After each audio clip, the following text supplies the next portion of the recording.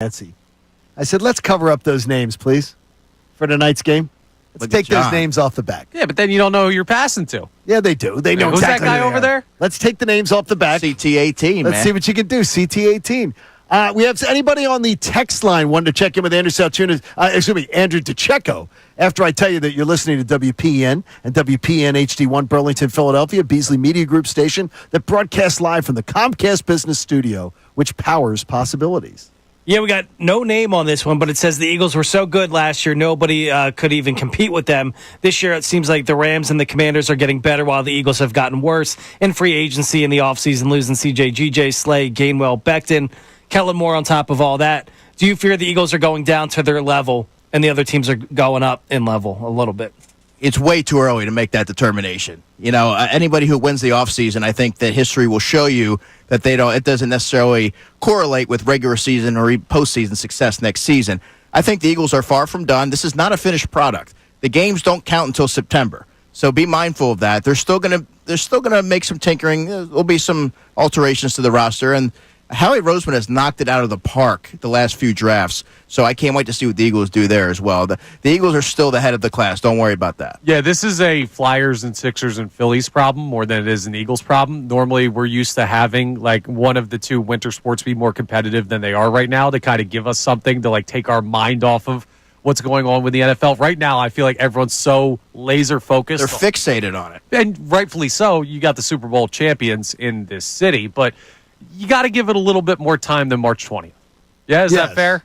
That's fair. Yeah, of course. The draft's still over a month away. You never want to jump to conclusions. Yeah. 5 weeks. Wow.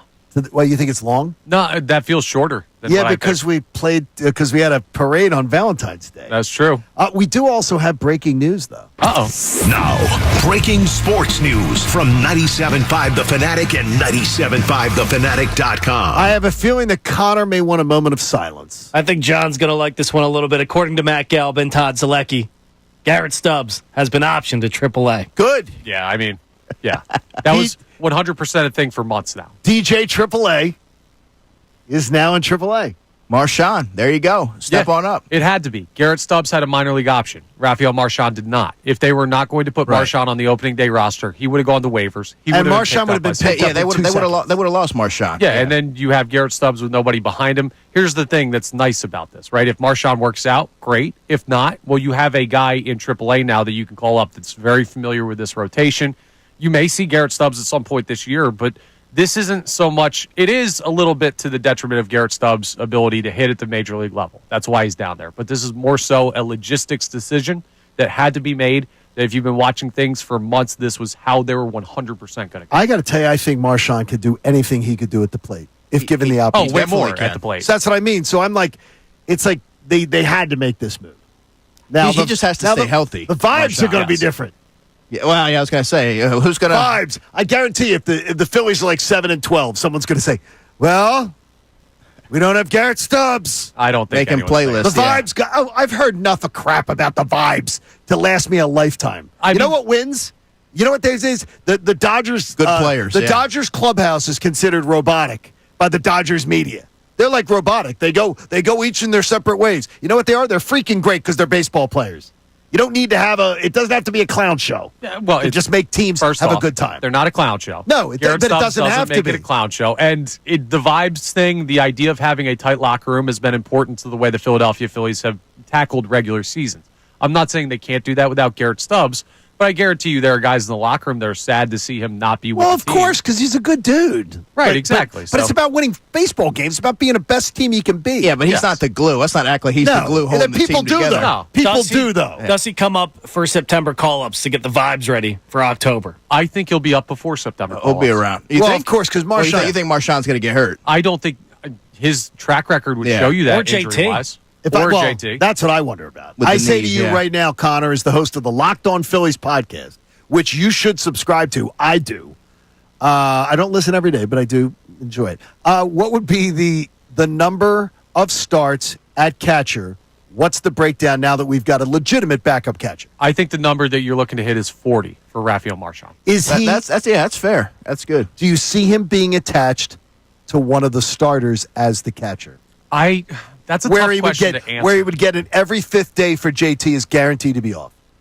I don't see that because I think JT is much more valuable than him, so I think you're going to get it more. Now, Garrett Stubbs was attached to guys in the past on different years where he would always get certain starts. And I don't know that Marshawn has the rapport with the rotation yet to get to that point. We could see it develop throughout the year, but going into the season, I think it's much more JT needs a day here regardless of who's pitching. Well, if you went 40, I'm just thinking of this. Like 26 Sundays are usually not all day games, but the majority of them are day games after a Saturday night game. Yeah. So that would be one where you just sort of be penciling in. Let's say 20 of his starts come there. Yeah, I could also see this as a situation, depending on how Marshawn handles things, because defensively, Garrett Stubbs is underrated as a defender. I agree with you there, yes. And if JT, who's a guy who's already tough to sit down for a game, looks at that and says, man, this guy needs a little bit more time to figure out the rotation, I don't feel as comfortable sitting and letting him handle a start for a certain pitcher.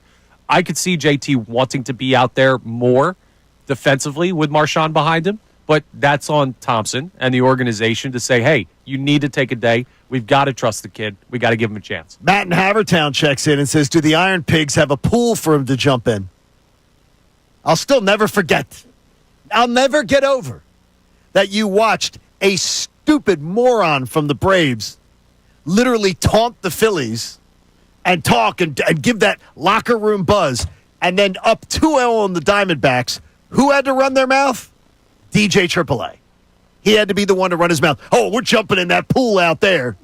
When we win, we're jumping in that pool, baby. DJ AAA. Yeah, it was a bad decision by Garrett Stubbs there. And when the last guy on the roster is the one being all chesty. Yeah, you can't do that when you're on the fringes. Thank you so much for checking out our content on the 97.5 The Fanatic YouTube channel. Hope you enjoyed the video. And remember, you can always be checking the playlist. There may be something you missed from one of our shows during the day that you want to go back and check out. So every time you like a video, like it, subscribe to the channel, and you'll have that great content coming to you every single day. You're greatly appreciated.